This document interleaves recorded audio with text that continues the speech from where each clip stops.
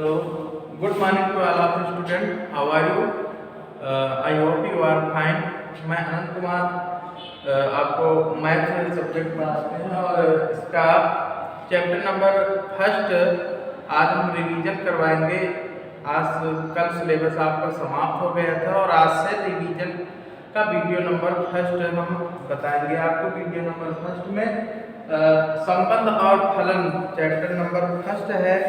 संबंध और फलन के बारे में हम लोग पिछली क्लास अर्थात क्लास 11 में भी थोड़ा बहुत बेसिक सब पढ़े होंगे और इसके पहले भी हमने कुछ बताया है। तो आज हम इसके बारे में फिर से एक बार रिवाइज कर रहे हैं और आप लोग ध्यान से वीडियो देखेंगे।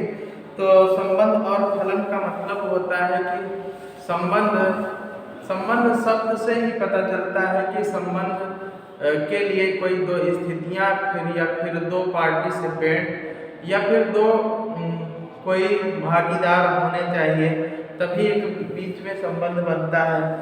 जैसे कि कहा जाए कि एक व्यक्ति स्वयं से संबंध तो रखता ही है और संबंध किसी दूसरे से भी रखा जा सकता है, संबंध तीसरे से भी रख सकता है।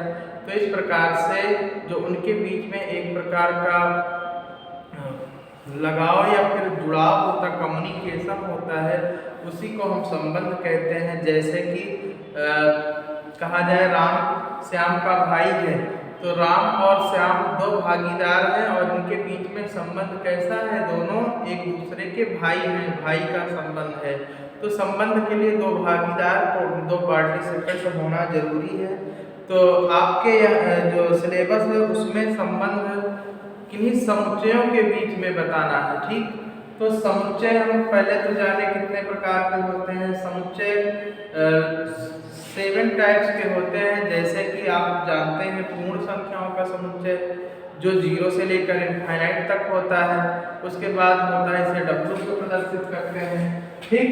तो समुच्चय क्या होता है? पूर्ण संख्याओं का समुच्चय।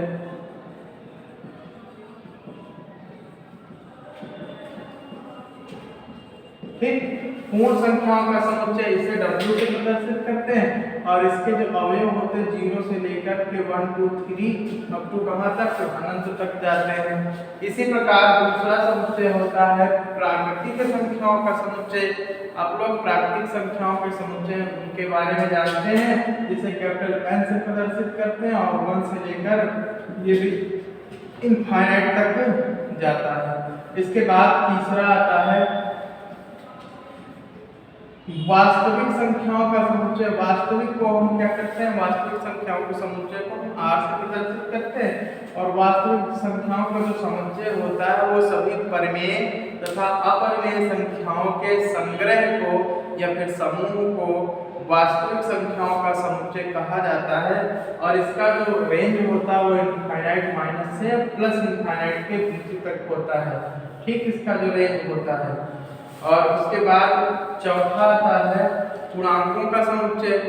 पूर्णांकों का मतलब आप समझ गए होंगे, ऐसा समुच्चय जिसमें कोई सारे के जो पद हैं मीन्स संख्याएं हैं उसमें धनात्मक और ऋणात्मक दोनों संख्याओं के रूप में प्रदर्शित करता है। उस समुच्चय को हम पूर्णांकों का समुच्चय कहते हैं। जैसे कहा जाए कि इसे हम Z से भी प्रदर्शित करते हैं या फिर कैपिटल I से, सेट ऑफ इंटीजर। और ये सेट ऑफ इंटीजर दो प्रकार का होता है, एक I प्लस और एक I माइनस। दो प्रकार का सेट ऑफ इंटीजर अलग अलग डिनोट किया जा सकता है। इसमें आएंगे कितने, +1 +2 +3 ऐसे अवयव आते हैं। और इसमें आते हैं -1 -2 -3 -4 ये आते हैं वास्तव इमेजिनरी मीन्स काल्पनिक इमेजिनरी कहा जाए, फिर ऋणात्मक कहा जाए कि ऋण पूर्णांकों का समुच्चय है। और ये क्या है, धन पूर्णांकों का समुच्चय है। और ऋण और धन पूर्णांकों का जो Z होता है वो शुरू होता है 0 से लेकर +-1 +-2 +-3 ऐसे समुच्चय शुरुआत होता है और इनफाइनाइट तक जाता है। इसी प्रकार से हम कह सकते हैं कि पूर्णांकों का समुच्चय के बाद आता है परिमेय संख्याओं का समुच्चय। तो परिमेय संख्याओं का समुच्चय जो होता है उसे हम Q द्वारा प्रदर्शित करते हैं। और प्रमेय का मतलब होता है ऐसी संख्या जो p/q के रूप में लिखी जाती हो और जहां पर q का मान 0 नहीं होना चाहिए। तो ऐसी संख्याओं का जो समुच्चय बनता है उसे कहते हैं परिमेय संख्याओं का समुच्चय। ठीक इसे कैपिटल Q से प्रदर्शित करते हैं और इसका भी रेंज कहां से होता है, इनफाइनाइट तक जाता है। इसी प्रकार आता है अगला समुच्चय, नेक्स्ट समुच्चय जिसको कहते हैं सम्मिश्र संख्याओं का समुच्चय। सम्मिश्र संख्याओं का समुच्चय इसे C द्वारा प्रदर्शित करते हैं और सम्मिश्र संख्याओं का समुच्चय जो होता है इसमें सभी वास्तविक और काल्पनिक संख्याओं के योग के रूप में प्राप्त हुए अवयव को हम सम्मिश्र संख्याओं का समुच्चय कहते हैं और इसे कैपिटल C द्वारा प्रदर्शित करते हैं। ये सम्मिश्र संख्याएं माइनस इनफाइनाइट से लेकर प्लस इनफाइनाइट तक कुछ भी हो सकती हैं, अर्थात सम्मिश्र संख्याओं का समुच्चय ऐसा समुच्चय है जो सभी प्रकार के समुच्चयों का संग्रह होता है। तो इस तरीके से हम कह सकते हैं कि समुच्चय 6 या 6 प्रकार के होते हैं और सारे समुच्चय के बारे में हम बता चुके हैं। अब हम समुच्चय के बारे में जानकारी प्राप्त करने के बाद हम संबंध के बारे में आते हैं। तो हमने बताया कि संबंध क्या होता है, उसके लिए दो भागीदार होने चाहिए और संबंध का जो अवयव होता है वो दो भागीदार यानी कि एक पेयर के रूप में होता है, एक युग्म के रूप में होता है।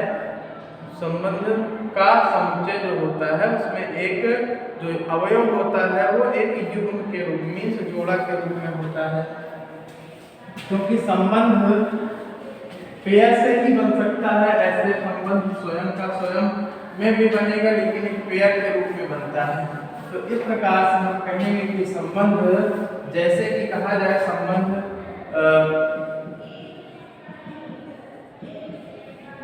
एक ऐसा समुच्चय होता है जो कैपिटल R द्वारा प्रदर्शित किया जाता है और इसमें जो समुच्चय आते हैं मीन्स अवयव आते हैं वो x, y के रूप में प्रदर्शित होते हैं, जहाँ पर x, y जो है ये x एवं y दोनों कहाँ से बिलोंग करते हों, या फिर कोई प्राकृतिक संख्या से हों या वास्तविक संख्या से हों या परिमेय संख्या से हों या फिर 6 समुच्चयों में से किसी में से बिलोंग करते हैं। हमने मान लिया कि R में बिलोंग करते हैं, R मीन्स वास्तविक संख्याओं का समुच्चय है, ठीक, या फिर Q में बिलोंग करते हैं, परिमेय संख्याओं का समुच्चय। तो ऐसा समुच्चय जहां पर हमें जो अवयव मिलते हैं वो एक युग्म के रूप में मिलते हैं, उस प्रकार के अवयवों के समुच्चय को हम संबंध का समुच्चय कहते हैं। ठीक, संबंध आपको आपके जो सिलेबस में है 3 प्रकार के संबंध हैं। पहला संबंध आता है, पहला संबंध है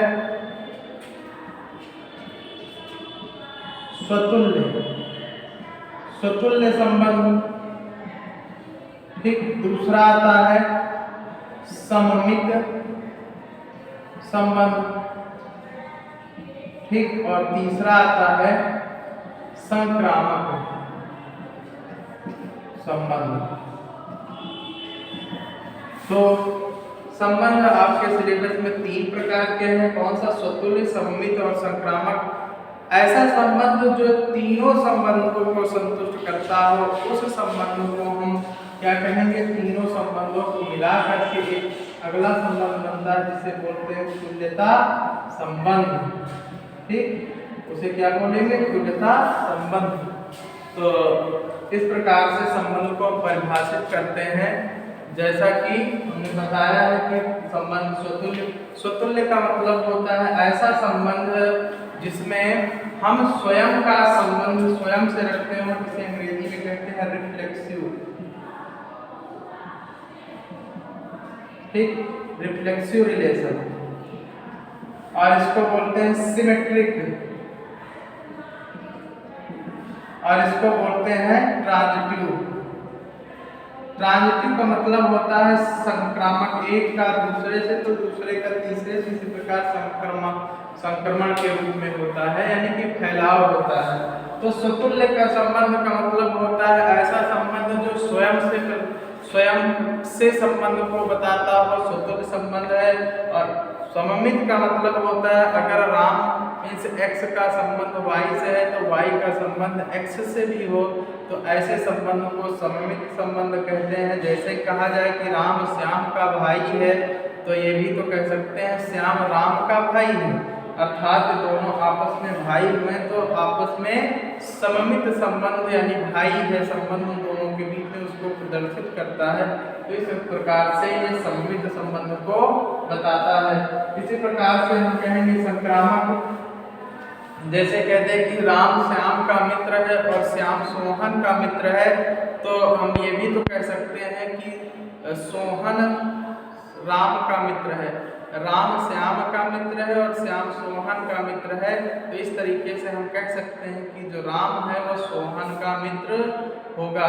आपस में जो इंटरचेंज यानी कि संक्रमण है मित्र का है, मित्र संबंध कैसा है, मित्र का संबंध है, और राम श्याम का है और श्याम सोहन का है। तो इस प्रकार से जो संबंध बनेगा तीनों के बीच में वो मित्र का संबंध बनता है। तो इस प्रकार से हम संक्रमण सममित संबंध के बारे में बताते हैं। संक्रामक, तो अगर हमें ये तीनों संबंध किसी संबंध समुच्चय में प्रदर्शित हो जाते हैं तो हम कहेंगे कि वह संबंध का समुच्चय तुल्यता संबंध को प्रदर्शित करता है, अर्थात इसे इक्विवेलेंस रिलेशन भी बोलते हैं।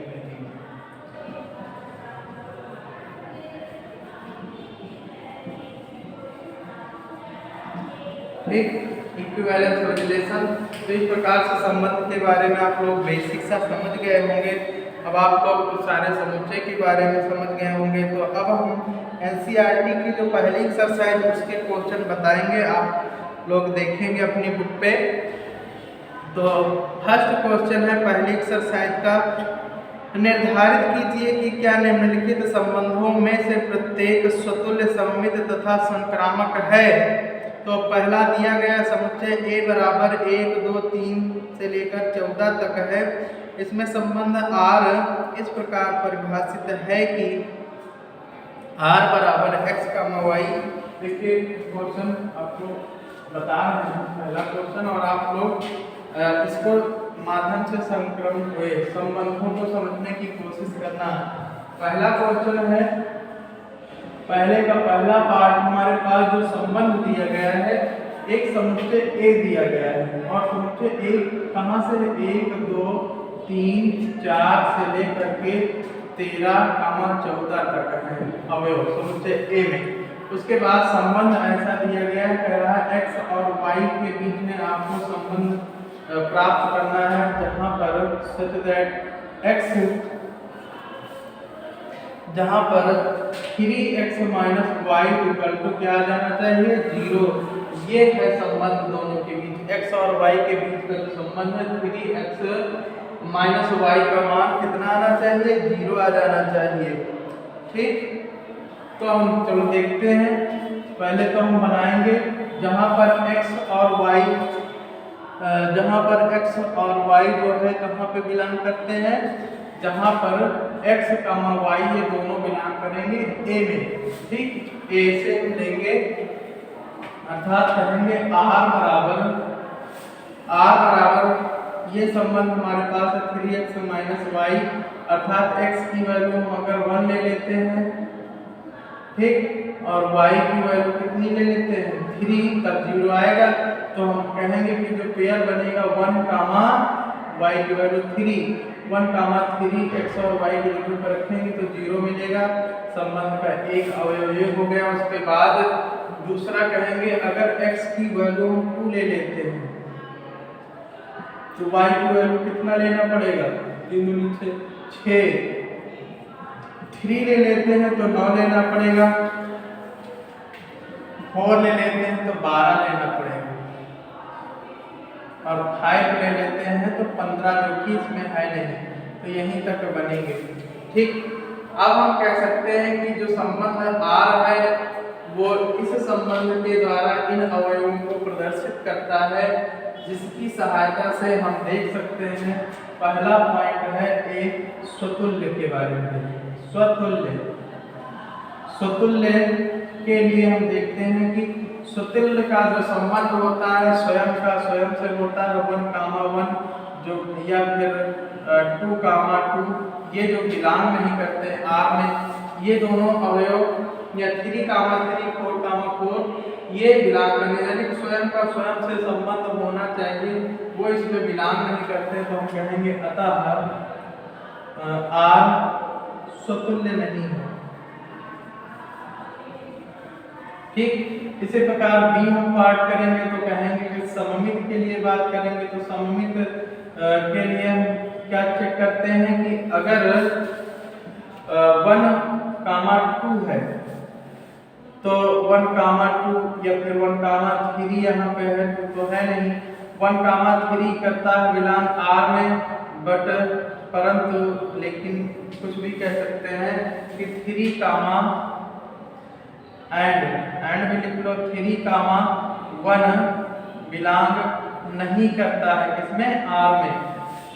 1, 3 बिलोंग करता आर में, लेकिन 3, यानी कि जस्ट उसका अपोजिट आर में नहीं बिलोंग करता है, तो हम कह सकते हैं कि ये जो संबंध है अतः आर सममित नहीं है, सममित संबंध नहीं है। ठीक, इसी प्रकार हम कह सकते हैं कि तीसरा पॉइंट आता है संक्रामक के लिए, तो इस प्रकार संख्या में 1, 3 बिलोंग करता है आर में, और उसके बाद 3, 9 बिलोंग करता है आर में।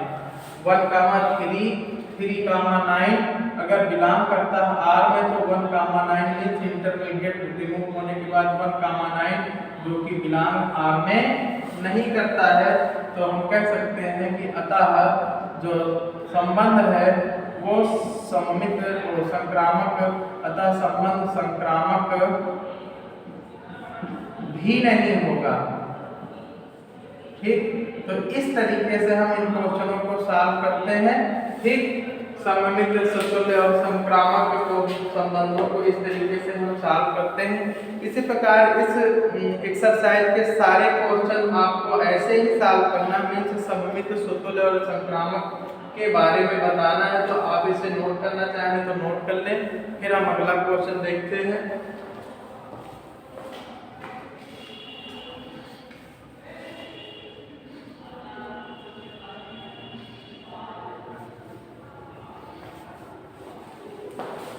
चलिए एक तो क्वेश्चन और देख लेते, बाकी आप इस जो चैप्टर की बात कर रहे हैं इस एक्सरसाइज को घर पे आप प्रैक्टिस करेंगे। हम कुछ क्वेश्चन इसके दे देंगे आप लोगों को सॉल्व करने के लिए, आप सॉल्व करते रहेंगे घर पे। अगला क्वेश्चन इसी तरीके से एक और देख लेते हैं जल्दी से। क्वेश्चन नंबर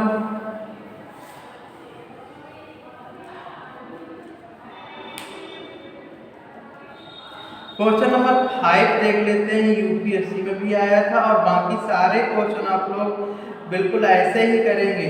ठीक, तो क्वेश्चन नंबर 5 हम बता दे रहे हैं। देखिए क्वेश्चन नंबर 5 कहता है कि जांच कीजिए कि क्या आर में, आर दिया गया है, आर बराबर ये संबंध है, संबंध आर बराबर दिया गया है a, b such that a greater than or a less than or equal to b cube द्वारा परिभाषित संबंध सतुल्य, सममित और संक्रामक है, ये हमें चेक करना है।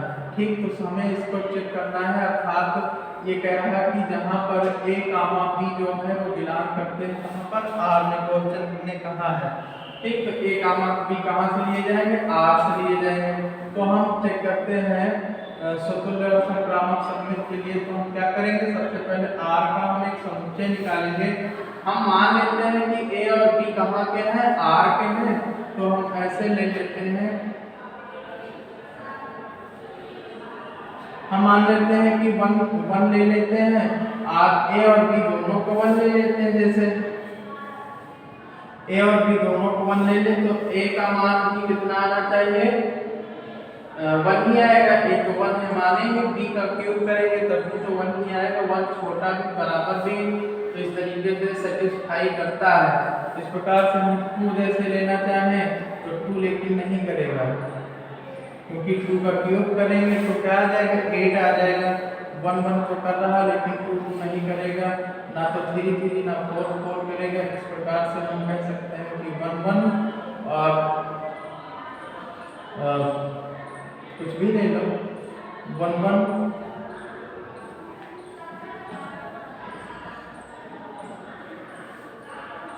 इसमें 1 2 पे देखते हैं तो कंडीशन फॉलो होना चाहिए। 1 का स्क्वायर करें 1 करेंगे रखेंगे और 2 का क्यूब करेंगे तो 8, और 8 क्या है, इससे छोटा है, बराबर भी होना चाहिए। बराबर का मतलब हुआ हम जैसे कि 8 ले लें, ठीक, 8 ले लें और क्यूब के बराबर भी होना चाहिए, छोटा भी होना चाहिए। 2 इसी प्रकार हम ले लें 9 क्या 3 का क्यूब 27 ले लें और ये ले लें 3। तो इस तरीके से बनेंगे हमारे पास कुछ समुच्चय बनेंगे और हम इनफाइनाइट तक इसको दिखा सकते हैं। तो हम देखते हैं कि यहाँ पर स्वयं से एक सममित समुच्चय तो है, तो हम यहाँ पे लिखेंगे क्योंकि 1 बिलोंग करता है इस R में, परंतु एंड 2 2 3 ये does not belong to R में, अतः स्वतुल्य नहीं होगा। स्वतुल्य बाकी और सारे नहीं बिलोंग करते, 1 बिलोंग करता है लेकिन और नहीं करते हैं, सारे बिलोंग होने चाहिए, तब हम कहेंगे स्वतुल्य होगा। तो स्वतुल्य नहीं होगा संबंध, ठीक, संबंध स्वतुल्य नहीं होगा। इसी प्रकार हम कहेंगे कि 1 2 देखा जाए तो बिलोंग करता है इसमें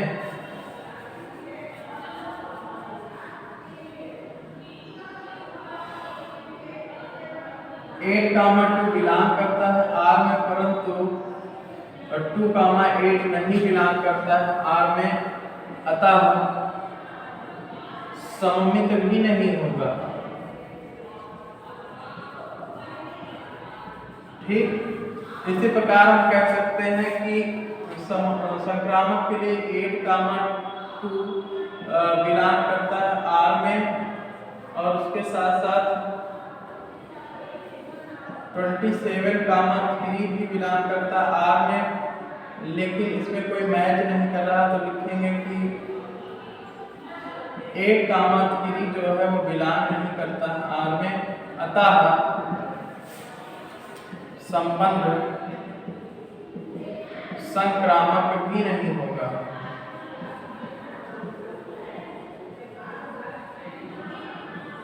इस तरीके से हम कह सकते हैं कि ये संबंध ऐसा है जो सममित, स्वतुल्य और संक्रामक तीनों को संतुष्ट नहीं करता है। वैसे अगर यहाँ पर बराबर कंडीशन के लिए देखा जाए तो यहाँ पर स्वतुल्य भी होगा, सममित भी होगा और संक्रामक तीनों कंडीशन को फॉलो करता होगा, लेकिन यहाँ पर क्यूब लग जाने की वजह से हम इसको स्वतुल्य और संक्रामक सममित की संबंध की तुलना नहीं कर सकते। इस प्रकार से हम सारे क्वेश्चनों को ऐसे ही सॉल्व करेंगे। आपको सिर्फ कंडीशन पहचानना रहेगा और उसके हिसाब से आप R जो समुच्चय की बात करता है उसमें R1 और R की वैल्यू, जैसे R की Q की जिस समुच्चय की बात करता है उसकी वैल्यू को आप इमेजिन करके एक संबंध का समुच्चय प्राप्त कर लेंगे और वहां से स्वतुल्य, सममित और संक्रामक संबंधों के बारे में आप कुछ संबंधों के बारे में आप वहाँ समुच्चय के अवयवों से अवयवों से आप जो है यहाँ पर एक डिटेल कहते हैं या फिर कहेंगे कि एक प्रकार का एक्सप्रेशन प्राप्त कर लेंगे, जिससे हमें पता हो जाएगा कि संबंध स्वतुल्य, संक्रामक, सममित है या फिर नहीं। तो आप इसी तरीके बाकी के सारे क्वेश्चन सॉल्व करेंगे। आप तब तक के लिए धन्यवाद।